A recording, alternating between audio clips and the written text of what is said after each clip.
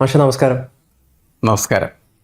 ചെയ്യാത്ത തെറ്റിന് ഒരാളെ കുറ്റക്കാരനാക്കുക, അത് മനുഷ്യനോടുള്ള അനീതി മാത്രമല്ല, നീതിയോട് തന്നെയുള്ള വലിയ പാപമാണ്. ഇപ്പോൾ അർജുൻ ആയങ്കിയെ അറസ്റ്റ് ചെയ്തിരിക്കുന്നത് അത്തരത്തിൽ ഒരു വിഷയത്തിൻ്റെ മുകളിലാണോ എന്ന് പറയുന്ന ചർച്ച പോലും നടക്കുന്നുണ്ട്. അയാൾ ഏറ്റവും ഒടുവിലായിട്ട് വന്നിട്ട് ഫേസ്ബുക്കിൽ ഒരു വീഡിയോ ഒക്കെ പങ്കുവച്ചിട്ടുണ്ടായി. അതിൽ ഒരു നിസ്സഹായാവസ്ഥയാണ് അയാൾ പ്രകടിപ്പിച്ചത്. ഞാൻ നന്നാവാൻ തീരുമാനിച്ച ഒരാളാണ്, എന്നെ നന്നാവാൻ നിങ്ങൾ അനുവദിക്കണം. Once a criminal always a criminal എന്ന് പറയുന്ന ഒരു സംഗതിയിലേക്ക് കാര്യങ്ങൾ പോകരുത്, സമൂഹം അങ്ങനെ മുദ്ര കുത്തരുത് എന്നൊക്കെ അദ്ദേഹം പറയുന്നുണ്ട്. പക്ഷെ എങ്ങനെയാണ് ഈ അർജുനായങ്കി വിഷയത്തെ കാണുന്നത്? ഒപ്പം എനിക്ക് ചോദിക്കാനുള്ളൊരു കാര്യം, ഈ അർജുനായങ്കിയുടെ പ്രധാന പ്രശ്നം എന്താണ്? അദ്ദേഹം നിയമത്തെ, നമ്മളെ ആഭ്യന്തര മന്ത്രിയെ, പോലീസ് സംവിധാനത്തെ വെല്ലുവിളിച്ചു എന്നുള്ളതാണ്. അതായത് എന്നാൽ പിന്നെ ഒന്ന് പിടിക്കുന്നുണ്ടെങ്കിൽ എനിക്കൊന്ന് കാണണമല്ലോ എന്നുള്ള രീതിയിൽ പ്രതികരിച്ചു എന്നുള്ളത് അത് തെറ്റ് തന്നെയാണ്. നമ്മുടെ നിയമ സംവിധാനത്തോടും ആഭ്യന്തര മന്ത്രിയോടും നമുക്ക് എല്ലാ രീതിയിലുള്ള ബഹുമാനമുണ്ട്. അട്ടപ്പാടിയിൽ മധു 2018 കൊല്ലപ്പെടുമ്പോൾ അയാളെ കൊന്നത് കുറേയധികം ആളുകളാണ്. ആൾക്കൂട്ട വിചാരണയിലൂടെയാണ് അയാളെ കൊന്നത്. അയാളെന്തോ വിശപ്പിൻ്റെ അടിസ്ഥാനത്തിൽ ഭക്ഷണം മോഷ്ടിച്ചു എന്നുള്ളതായിരുന്നു കുറ്റം. ആ കൂട്ടരും യഥാർത്ഥത്തിൽ നിയമത്തെ വെല്ലുവിളിക്കുകയായിരുന്നു. ആരാണ് ഇവരൊക്കെ യഥാർത്ഥത്തിൽ നിയമത്തെ കയ്യിലെടുക്കാൻ? അർജുൻ ആയങ്കിയുടെ വിഷയം ചർച്ചയ്ക്ക് വന്ന സമയത്ത് ഞാൻ പറഞ്ഞ ഒരു പ്രധാനപ്പെട്ട കാര്യം ഇതാണ്. ഇത് രമേശ് ചെന്നിത്തലയ്ക്കെതിരെയോ അല്ലെങ്കിൽ UDF സർക്കാരിനെതിരെയോ ഉള്ള ഒരു പ്രശ്നമല്ല. അങ്ങനെയല്ല ആ വിഷയം എടുക്കേണ്ടത്. ഇത് നീതിന്യായ വ്യവസ്ഥയെ വെല്ലുവിളിക്കുന്ന ഒരു പ്രശ്നമായിട്ടാണ് എടുക്കേണ്ടത് എന്നാണ് പറഞ്ഞത്. നീതിന്യായ വ്യവസ്ഥയെ വെല്ലുവിളിക്കുന്നത് ഗൗരവത്തിലെടുത്തില്ല എങ്കിൽ നമുക്കൊരു സാമൂഹ്യ ജീവിതം സാധ്യമല്ല. അതാണ് പ്രശ്നം. ഇപ്പം 2 വിഷയമാണ് ഗൗതം മുന്നോട്ട് വെച്ചത്. ഒന്നെന്താണെന്ന് വെച്ചാൽ അർജുനായങ്കി വെല്ലുവിളിച്ചത് പോലീസിനെയും അതേപോലെ തന്നെ പോലീസ് വകുപ്പ് മന്ത്രിയെയുമായിരുന്നു. ഇതേ സ്വഭാവത്തിലുള്ള പ്രവൃത്തിയാണ് അട്ടപ്പാടിയിലെ മധു. അയാൾ വിശന്നപ്പോൾ റൊട്ടി മോഷ്ടിച്ചു എന്ന് പറഞ്ഞ് കുറേ കയ്യേറ്റക്കാർ എന്ന് പറഞ്ഞാൽ ആളിനെ കയ്യേറുന്ന ആളിൽ മാത്രമല്ല, ആദിവാസി ഭൂമി കയ്യേറിയ തെമ്മാടികളാണ് അവർ. ശരിക്കും പറഞ്ഞത് അവരെല്ലാം മധുവിനെ വളഞ്ഞിട്ട് തല്ലിക്കൊന്നു. അവർ നിയമം കയ്യിലെടുത്താണ്. അർജുനായങ്കിയേക്കാൾ വലിയ തെറ്റ് ചെയ്തവർ അവരാണ്. ശരി, തീർച്ചയായിട്ടും. കാരണം അവരൊരു ജീവൻ എടുത്തു എന്നുള്ളതാണ്. ആദിവാസി പൗരനായിരുന്ന അല്ലെങ്കിൽ ആദിവാസി വിഭാഗത്തിൽപ്പെട്ടിരുന്ന മധുവിന് സംരക്ഷണം കൊടുക്കാൻ വേണ്ടിയിട്ട് എന്തുകൊണ്ട് നമ്മളുടെ നീതി സംവിധാനത്തിന് പറ്റിയില്ല? അങ്ങനെ ആദിവാസി യുവാവായിട്ടുള്ള അല്ലെങ്കിൽ ആദിവാസി വിഭാഗത്തിൽപ്പെട്ട മധുവിന് സംരക്ഷണം കൊടുക്കാൻ കോടതിക്കോ നമ്മുടെ നീതിന്യായ വ്യവസ്ഥയ്ക്കോ സാധിച്ചിട്ടില്ലെങ്കിൽ അവരെന്താ ചെയ്യുക? സംരക്ഷണം കണ്ടെത്താൻ അവരെന്താ ചെയ്യുക? അല്ല, അത് വേണമെങ്കിൽ സംഭവിക്കാം. കാരണം എന്ന് വെച്ചാൽ നിയമം ആരും ചിലപ്പോൾ കയ്യിലെടുത്തിരിക്കും. അത് ചില പ്രത്യേകം മനോനിലയുടെ അടിസ്ഥാനത്തിലാണ്. മധുവല്ല, സാധാരണ രീതിയിൽ ജീവിക്കുന്ന ഒരാളാണ്. അതെന്ന് വെച്ചാൽ ഒരു ആദിവാസിയല്ല, സാധാരണ മുഖ്യധാര സമൂഹത്തിലെ ഒരു പ്രതിനിധിയായിരുന്നു. റൊട്ടി മോഷ്ടിച്ചെങ്കിൽ അയാളെ തല്ലിക്കൊള്ളാൻ ധൈര്യം ഇവർക്കുണ്ടാവില്ല. ചിലപ്പോൾ ബഹളമൊക്കെ ഉണ്ടാക്കി ഒരടിയൊക്കെ അടിക്കുകയും അതിനപ്പുറത്തേക്ക് പോകാനായിട്ടുള്ള ധൈര്യം ഈ ആൾക്കൂട്ടത്തിന് ഉണ്ടാകുമായിരുന്നില്ല. എന്തുകൊണ്ട് മധുവിനെ അവർ തല്ലിക്കൊന്നു എന്ന് ചോദിച്ചാൽ, മധു ആദിവാസി ആയതിൻ്റെ പേര് തന്നെയാണ്. ആദിവാസികൾ തിരിച്ചടിക്കില്ല എന്ന് കരുതിയിട്ടാണ്. അതാണ് പ്രധാനപ്പെട്ട പ്രശ്നം. മനുഷ്യൻ എവിടെയും ജീവിക്കുന്നത് ഭയം കൊണ്ട് മാത്രം. കാരണം നിങ്ങൾ പോലീസിൻ്റെ നിയമങ്ങൾ അനുസരിക്കുന്നത് പോലീസ് നിങ്ങളെ പിടിച്ച് ജയിലിലിടുമെന്നുള്ളതുകൊണ്ടാണ്. അല്ലെങ്കിൽ നിങ്ങൾ പോലീസിൻ്റെ നിയമങ്ങൾ അംഗീകരിക്കില്ല. പൊതു നിരത്തിൽ പുകവലി പാടില്ല എന്ന് പറയുമ്പോൾ എങ്കിൽ പുകവലിക്കണ്ട എന്ന് പുകവലിക്കുന്ന ഒരാൾ തീരുമാനിക്കുന്നത് അവിടെ നിന്ന് പുകവലിച്ചാൽ പോലീസ് പിടിച്ചുകൊണ്ടുപോയി ജയിലിലിടും എന്ന് കരുതിയിട്ടാണ്. ആ ഭയത്തിലാണ് അയാൾ നിയമത്തെ അനുസരിക്കുന്നത്. അല്ലാണ്ട് നിയമം അനുസരിച്ച് താൻ ജീവിക്കേണ്ടതാണ് എന്ന ധാർമ്മിക ബോധത്തിൻ്റെ അടിസ്ഥാനത്തിലല്ല. അത് നമ്മൾ മനസ്സിലാക്കേണ്ട ഒരു കാര്യം. ഇവിടെ അർജുനായെങ്കിൽ വെല്ലുവിളിക്കുന്നത്, നിയമത്തെ വെല്ലുവിളിക്കുന്നത് അയാൾക്ക് നിയമം നിഷേധിക്കപ്പെട്ട സമയത്ത് ആണ് എന്ന് അദ്ദേഹം സൂചിപ്പിക്കുന്നുണ്ട്. കോതമംഗലത്ത് റിസോർട്ടുമായി ബന്ധപ്പെട്ട കാര്യത്തിൽ പോലീസ് അയാൾക്കെതിരെ കേസെടുക്കുമ്പോൾ അയാൾ പറയുന്നുണ്ട് ഇത് കള്ളക്കേസാണ്. ഞാനത് വിശ്വസിക്കുന്ന ഒരാളാണ്. അർജുനായങ്കിക്കെതിരെയാണ് ഞാൻ സംസാരിക്കുന്നതെങ്കിലും അർജുനായങ്കിക്ക് എതിരെ ശക്തമായിട്ടുള്ള നിലപാടാണ് ഞാൻ എടുക്കുന്നതെങ്കിലും അർജുനായങ്കി പറഞ്ഞ ആ കാര്യം വിശ്വസിക്കാൻ ഞാൻ തയ്യാറാണ്. കാരണം വെച്ചാൽ പോലീസ് അങ്ങനെയാണ്. പോലീസ് പലപ്പോഴും നീതി സംരക്ഷകരും പലപ്പോഴും നീതി നിയമ ലംഘകരും കൂടിയാണ് എന്നുള്ളതാണ്. അധികാരമാണ് അവരെ കൊണ്ട് അങ്ങനെ ചെയ്യിപ്പിക്കുന്നത് എന്നതാണ്. ആർക്കെതിരെയും എന്ത് കേസ് വേണമെങ്കിലും എടുക്കാം. പോലീസ് എഴുതി FIR എഴുതി ഉണ്ടാക്കിയാൽ മതി. അപ്പം അവിടെ അർജുനായെങ്കിൽ പോലീസുമായിട്ട് നെക്സസ് ഉള്ള ഒരാളാണ്. അദ്ദേഹം നടത്തിയ പല കുറ്റകൃത്യങ്ങളിലും പോലീസിൻ്റെ സഹായം അദ്ദേഹത്തിന് ലഭിച്ചിട്ടുണ്ടെന്ന് കരുതുന്ന ഒരാളാണ് ഞാൻ. സ്വർണം പൊട്ടിക്കലടക്കമുള്ള അങ്ങനെയുള്ള പോലീസ് തന്നെ ചതിച്ചു എന്ന ഒരു ഫീലാണ് അയാൾക്ക് കോതമംഗലത്തെ കേസിനകത്തുണ്ടായത്. അങ്ങനെയാണ് അയാൾ ഈ പോസ്റ്റൊക്കെ തയ്യാറാവുക. പക്ഷേ അദ്ദേഹത്തെ സംരക്ഷിക്കുമെന്ന് അദ്ദേഹം കരുതിയ പാർട്ടി നേരത്തെ തന്നെ അദ്ദേഹത്തെ ഉപേക്ഷിക്കുകയും ചെയ്തു. 2021 തന്നെ പാർട്ടി അയാളെ തള്ളിയാണ്. പക്ഷേ അയാൾക്കത് മനസ്സിലായിരുന്നില്ല, അല്ലെങ്കിൽ അത് അംഗീകരിക്കാൻ അയാൾ തയ്യാറായിരുന്നില്ല. അനുയായികൾ അപ്പോഴും അദ്ദേഹത്തെ പ്രോത്സാഹിപ്പിച്ചുകൊണ്ടിരുന്നു. അതുകൊണ്ട് അദ്ദേഹം കരുതി ആ അനുയായികളുടെ സഹായം കിട്ടും. ഇപ്പോൾ CPM തീരുമാനിച്ചിരുന്നെങ്കിൽ ഇപ്പോഴും അർജുനായെങ്കിയെ പിടിക്കാൻ പോലീസിന് കഴിയുമായിരുന്നില്ല. കാരണം അർജുനായെങ്കിയെ ഒളിപ്പിച്ചു വെക്കാനായിട്ടുള്ള സംവിധാനങ്ങൾ CPM എന്ന് പറയുന്ന പാർട്ടിക്കുണ്ട് എന്നുള്ളതാണ്. പക്ഷേ CPM തള്ളി ഇത് പ്രഖ്യാപിക്കുന്നതിനെ പ്രതിപക്ഷ നേതാവായിട്ടുള്ള പിണറായി വിജയൻ പറയുകയാണ് ചെയ്യുന്നത്. അതോടുകൂടി പിന്നെ പാർട്ടി ഗ്രാമങ്ങളിലേക്കുള്ള കവാടങ്ങളൊക്കെ അടഞ്ഞു. അങ്ങനെയാണ് അയാൾ യഥാർത്ഥത്തിൽ പിടിക്കപ്പെടുന്നത്. അതിൻ്റെ ചില വശങ്ങളാണ്. പക്ഷേ നമ്മൾ പറയുന്നത് ഒരാൾ നിയമത്തെ വെല്ലുവിളിച്ചാൽ നമുക്ക് അതിനെ ന്യായീകരിക്കാൻ പറ്റില്ല ആരായാലും. അർജുനായെങ്കിൽ ഈ നന്നാവാൻ, ജീവിതത്തിലേക്ക് തിരിച്ചു വരാൻ ഒക്കെ ആഗ്രഹിച്ച ഒരാളാണ് എന്ന് അദ്ദേഹം ഫേസ്ബുക്ക് പോസ്റ്റ് ഇട്ടിട്ടുണ്ട്. എല്ലാം നിർത്തി ഞാൻ സത്യസന്ധനും സമാധാനപൂർണ്ണമായിട്ടുള്ള ജീവിതം നയിക്കാൻ ആഗ്രഹിച്ചത്. പക്ഷെ നിങ്ങൾ സമ്മതിക്കുന്നില്ല എന്നെ. അതുകൊണ്ടാണ് once a criminal is always a criminal എന്ന് പറയുന്ന പ്രയോഗം തന്നെ അദ്ദേഹം നടത്തും. ഒരിക്കൽ ക്രിമിനൽ ആയി കഴിഞ്ഞാൽ പിന്നെ എന്നും നിങ്ങൾ ക്രിമിനൽ ആയിക്കളയുന്നു. പക്ഷേ അർജുനായെങ്കിൽ ഇനി എന്ത് ചെയ്യാം? തിരുത്താം. ക്രിമിനൽ അല്ലാതെ ജീവിക്കാനായിട്ട് വേണമെങ്കിൽ ശ്രമിക്കാം. കാരണം പുറത്തിറങ്ങിയാൽ അയാളെ കാണുന്നത് ഇങ്ങനെയായിരിക്കും. അത് ശരിയാണ്. ആൾക്കൂട്ടത്തിൻ്റെ കാഴ്ച അങ്ങനെ എളുപ്പത്തിൽ മാറുന്നതായിരിക്കില്ല. അത് മാറ്റാൻ അയാൾക്ക് ബോധപൂർവമായിട്ട് പരിശ്രമം നടത്താവുന്നതാണ്. ആ പരിശ്രമ കാലങ്ങളിൽ അദ്ദേഹം ആക്രമിക്കപ്പെടാനുള്ള സാധ്യത കൂടുതലാണ്. അത് കുറ്റവാളികളുടെ ചരിത്രം നമ്മൾ പരിശോധിച്ചാൽ സമാധാനത്തിൽ ജീവിക്കാനായിട്ട് ആഗ്രഹിച്ചിട്ടുള്ള കുറ്റവാളികൾ പലപ്പോഴും മുൻ വൈരാഗ്യങ്ങളാൽ വധിക്കപ്പെട്ട ചരിത്രം പോലും ഉണ്ട്. ശരി. അപ്പോൾ അയാൾക്ക് ജീവിക്കണമെങ്കിൽ ശരിക്കും അയാൾ കുറ്റവാളിയായിട്ട് തന്നെ ഇങ്ങനെ നിൽക്കേണ്ടവരെങ്കിലേ അയാൾക്ക് പ്രതിരോധിച്ച് ജീവിക്കാനായിട്ട് പറ്റുള്ളൂ. പക്ഷെ ഇവിടെ സമൂഹം അതിനൊരു വഴി തുറന്നു കൊടുക്കാനായിട്ട് തയ്യാറാക്കി കഴിഞ്ഞാൽ ഈ ചെറുപ്പക്കാരന് സാധാരണ ജീവിതത്തിലേക്ക് വേണമെങ്കിൽ തിരിച്ചു വരാനുള്ള സാധ്യതയുണ്ട് എന്ന് തന്നെയാണ് ഞാൻ കണക്കാക്കുന്നത്. അങ്ങനെ സമൂഹം അദ്ദേഹത്തിൻ്റെ ഭാഗത്ത് നിന്നുകൂടി ചിന്തിക്കാനായിട്ട് തയ്യാറാവേണ്ടി. അപ്പോൾ നമ്മൾ സമൂഹത്തിൻ്റെ ഭാഗത്ത് നിന്ന് ചിന്തിക്കുമ്പോൾ അർജുനായെങ്കിൽ ജയിലിൽ അടക്കപ്പെടേണ്ടവനാണ്, നിയമത്തെ വെല്ലുവിളിച്ചവനാണ്, അതുകൊണ്ട് അവന് വെറുതെ വിടാൻ പാടില്ല എന്ന് പറയുന്നത് പൊതുചിന്തയായിരിക്കും എല്ലാവരും വെക്കുക. നമ്മൾ പലപ്പോഴും ഈ ഭരണകൂടത്തിൻ്റെ സംവിധാനമായിട്ടുള്ള പോലീസുമായി ബന്ധപ്പെട്ട അവരുടെ നെക്സസുകൾ അതിനൊക്കെ നമ്മൾ കടുത്ത ചോദ്യം ചെയ്യുന്ന ആളുകളാണ്.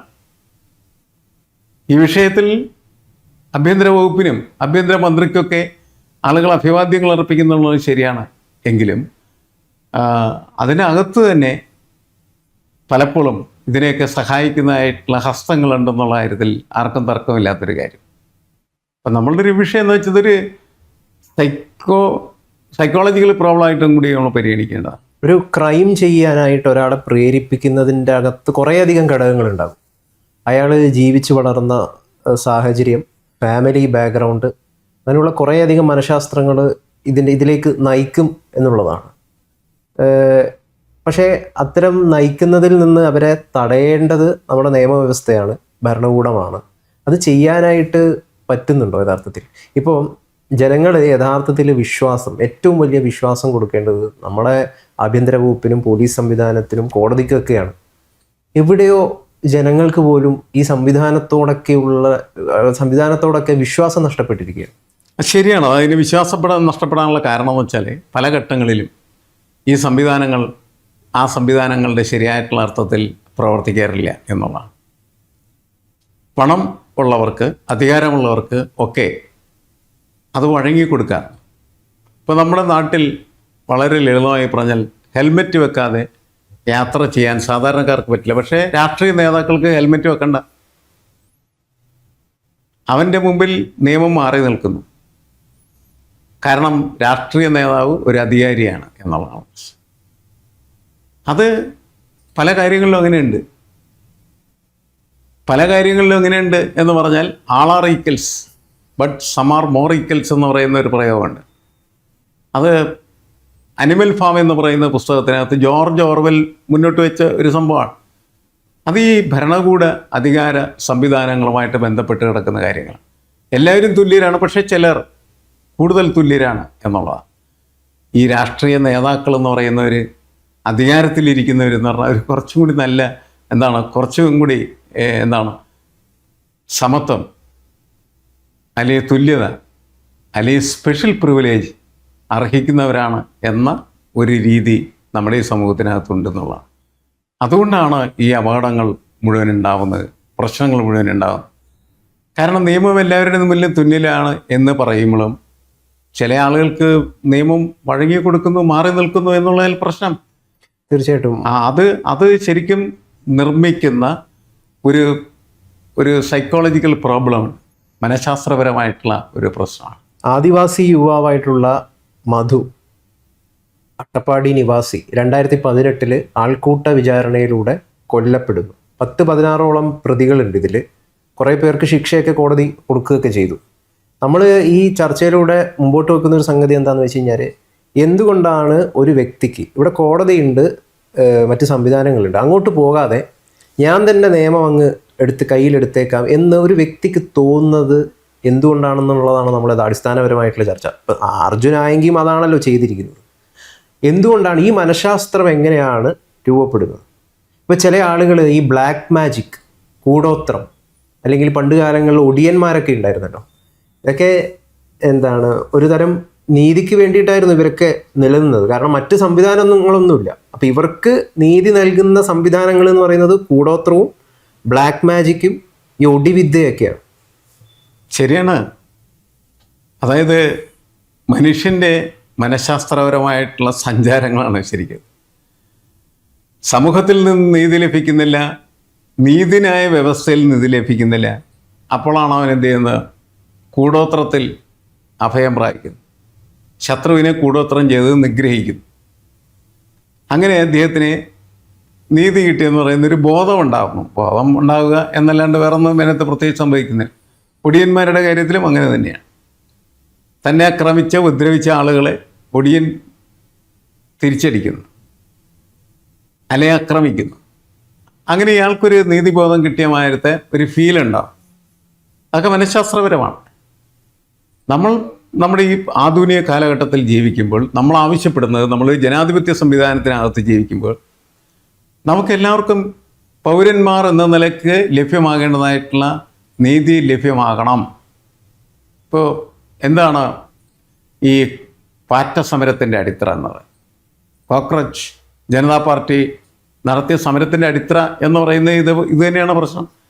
നീറ്റ് പരീക്ഷയുടെ ചോദ്യപേപ്പർ അധികാരികൾ അവരുടെ രാഷ്ട്രീയ അധികാരം ഉപയോഗിച്ച് ചോർത്തി ഉദ്യോഗസ്ഥ സംഘം ചേർന്ന് മാഫിയകളായി നിന്ന് കുറേ ആളുകൾക്ക് എത്തിച്ചു കൊടുക്കും. അപ്പോൾ രാപകലില്ലാതെ പഠിച്ച് പാടുവിട്ട് പരീക്ഷ എഴുതിയ വിദ്യാർത്ഥി അന്തം വിട്ട് നിൽക്കുകയാണ്.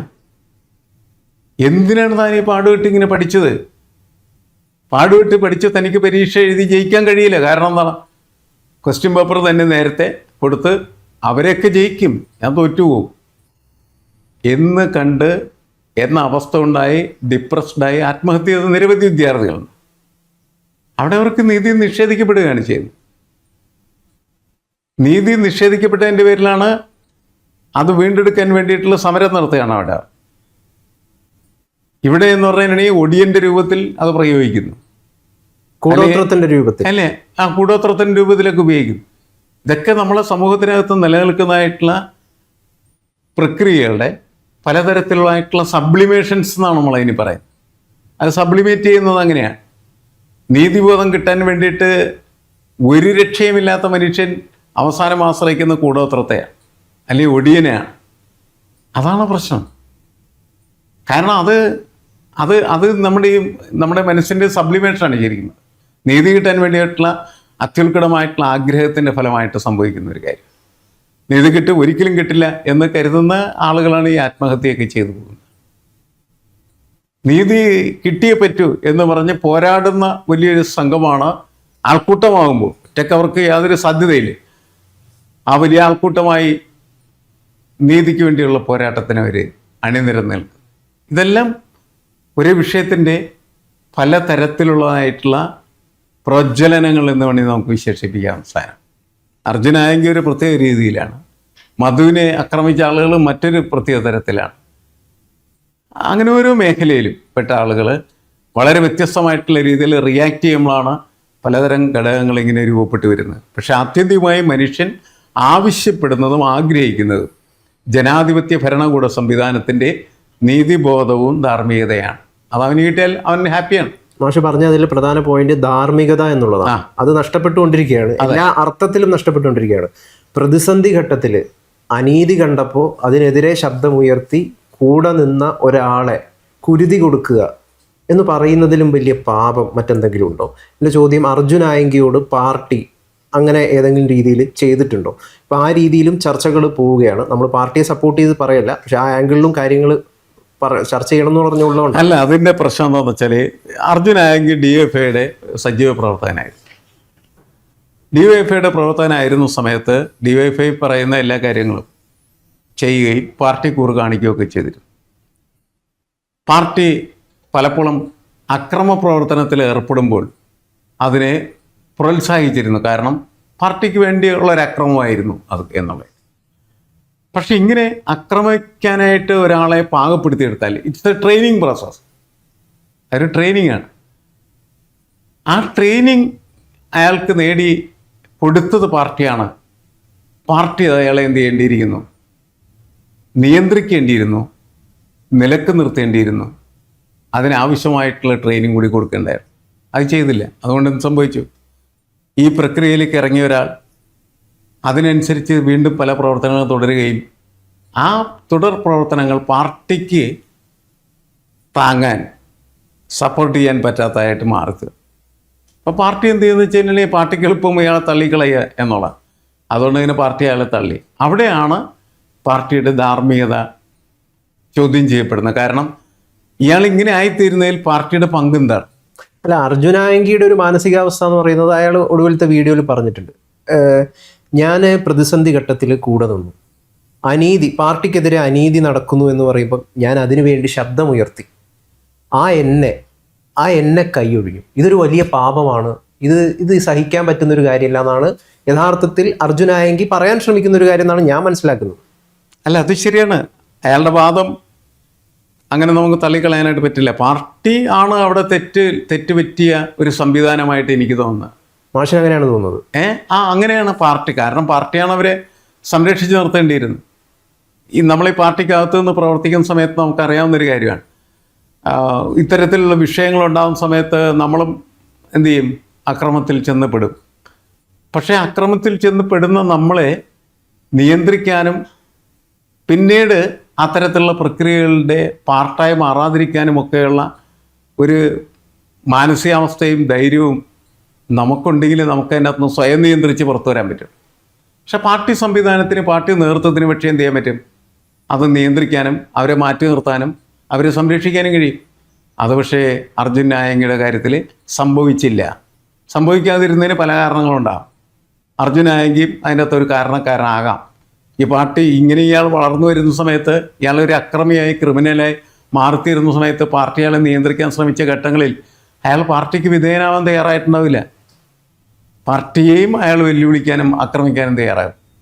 അങ്ങനെ വന്ന സമയത്ത് പാർട്ടിക്ക് അത് കൈകാര്യം ചെയ്യാനായിട്ട് പറ്റാത്ത തരത്തിൽ മാറിത്തീരുകയും അങ്ങനെ പാർട്ടി അയാളെ തള്ളുകയും ചെയ്തു എന്നുള്ളതാണ് യാഥാർത്ഥ്യം. ഇതൊക്കെ സംഭവങ്ങളാണ്. പക്ഷെ നമ്മൾ വീണ്ടും ധാർമ്മികതയിലേക്ക് വരുമ്പോൾ അങ്ങനെ സംഭവിക്കാൻ പാടുണ്ടായിരുന്നു? പാടില്ല. പാർട്ടിക്ക് വേണ്ടിയിട്ട് പോരടിച്ച് ജീവിക്കാനായിട്ട് തയ്യാറായി വരുന്ന ഒരു ചെറുപ്പക്കാരനെ പാർട്ടി ശരിയായിട്ടുള്ള രീതിയിൽ വളർത്തി വികസിപ്പിച്ച് ട്രെയിൻ ചെയ്ത് ജീവിതത്തിലേക്ക് കൊണ്ടുവരേണ്ട ആവശ്യമുണ്ടായിരുന്നു. അവിടെ പാർട്ടിക്ക് അതിൽ പരാജയം സംഭവിച്ചു യഥാർത്ഥത്തിൽ. അതുകൊണ്ടാണ് ഇപ്പോൾ ഈ നമ്മളെ അർജുൻ ആയങ്കിയുടെ കാര്യം മാത്രമല്ല, അതേപോലെ തന്നെ ആകാശ് തില്ലങ്കേരി എന്ന് പറഞ്ഞ ഇതിൻ്റെ ഭാഗമാണ്. രണ്ട് പേരുകളെ ചർച്ച ചെയ്യാറില്ലെങ്കിലും ഇതുപോലെ നൂറുകണക്കിന് ആളുകളുണ്ട്. ആ നൂറുകണക്കിന് ചെറുപ്പക്കാർക്കും ജീവൻ കൊടുക്കുക എന്ന് പറയുന്നത് പാർട്ടി ചെയ്യേണ്ട ഒരു ജോലിയാണ്. ഈ കണ്ണൂരിലെ പാർട്ടികളിൽ പലപ്പോഴും കേസുകൾ പൊളിറ്റിക്കൽ ഇഷ്യൂസിൽ വന്ന് പെട്ട് പോകുന്ന ചെറുപ്പക്കാർ, ആ ചെറുപ്പക്കാർക്ക് പിന്നെ രക്ഷപ്പെടാൻ പറ്റാറില്ല. രക്ഷപ്പെടേണ്ടതില്ല എന്ന് വിചാരിക്കുന്ന ചില പാർട്ടി നേതാക്കളുണ്ടാവും. അത് പാർട്ടിയുടെ ഒരു ടാക്ടീസാണ്, തെറ്റായ ടാക്ടീസാണ്.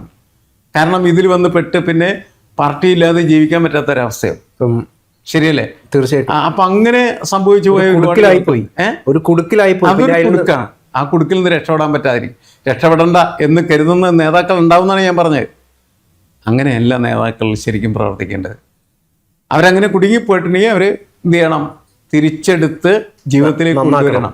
അത് പക്ഷേ പാർട്ടി ചെയ്തിട്ടില്ല. ശരി, ഇവിടെ ലോഹിതദാസിന്റെ അതിമനോഹരമായിട്ടുള്ളൊരു സിനിമയുണ്ട് കിരീടം. അതില് സേതുമാധവന്റെ ഒരു അവസ്ഥയുണ്ട്. ഒരിക്കൽ താൻ ഏറെ ഇഷ്ടപ്പെട്ട ഒരാൾക്ക് വേണ്ടി ശബ്ദമുയർത്തിയതിന്റെ പേരിൽ ഒരു ക്രൈമിന്റെ ഭാഗമാകേണ്ടി വന്നു. പിന്നീട് അയാൾ ജീവിതകാലം മൊത്തം ഒരു ക്രിമിനലായിട്ട് മുദ്ര കുത്തപ്പെടുകയാണ്. അയാൾ ഒരു ഗുണ്ടയായി മാറുകയാണ്. മറ്റ് ചില സിനിമകളിലൊക്കെ ഉണ്ട് ശരിക്കും. മോഹൻലാൽ തന്നെ അങ്ങനെ കഥാപാത്രമായിട്ട് വരുന്ന ചില സിനിമകൾ വേറെ. തീർച്ചയായിട്ടും കിരീടത്തിന്റെ രണ്ടാം ഭാഗം അത് തന്നെയാണ്. അത് പിന്നെ അയാളുടെ ട്രാൻസ്ഫോർമേഷനാണ്. അയാൾക്ക് മറ്റൊരു ജീവിതവും ഇല്ല, പിന്നെ അതിലായിപ്പോയി അയാൾ. അത് ഇപ്പം എല്ലാ ഗുണ്ടകളുടെയും ജീവിതം അങ്ങനെയാണ്. ആ മാത്രമല്ല, ഞാൻ നേരത്തെ പറഞ്ഞൊരു പ്രശ്നം കൂടിയുണ്ട്. ഇവരിഞ്ഞ് ജീവിതത്തിൽ നല്ല മനുഷ്യരായി ജീവിക്കാനായിട്ട് ശ്രമിച്ചാൽ അതിനും സമ്മതിക്കില്ല. അതിന് സമ്മതിക്കാത്ത എന്താണെന്ന് വെച്ചാൽ നേരത്തെ മുൻകാലത്തുണ്ടായിരുന്ന ചില പക വീട്ടാൻ ഈ സമയമായിരിക്കും അവർ ചിലവഴിക്കുന്നത്. അവർക്ക് രക്ഷപ്പെടാനായിട്ട് പറ്റി.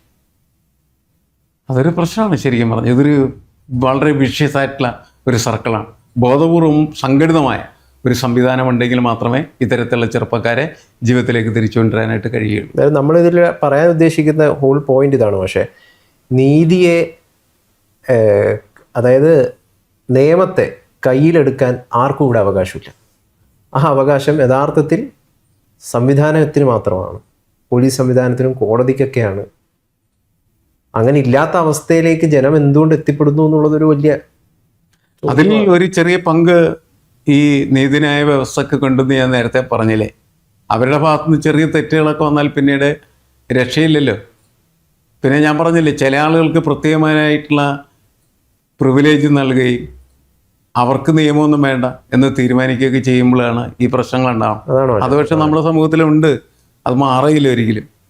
അധികാരികളുമായി ബന്ധപ്പെട്ട് നിൽക്കുന്ന ആളുകൾക്ക് ആ തരത്തിൽ സ്പെഷ്യൽ പ്രിവിലേജ് നൽകുമ്പോൾ അത് മറ്റുള്ളവരെ സംബന്ധിച്ചിടത്തോളം നീതിയോട് അല്ലെങ്കിൽ നീതി സംവിധാനത്തിനോട് തന്നെ ബഹുമാനമില്ലാത്ത അവസ്ഥ. തീർച്ചയായിട്ടും. എന്തായാലും അട്ടപ്പാടിയിലെ ആദിവാസി യുവാവായിരുന്ന മധു കൊല്ലപ്പെട്ടത് ആൾക്കൂട്ട വിചാരണയ്ക്ക് വിധേയമായത് അയാൾ ഒരു ആദിവാസി ആയതുകൊണ്ടാണ്.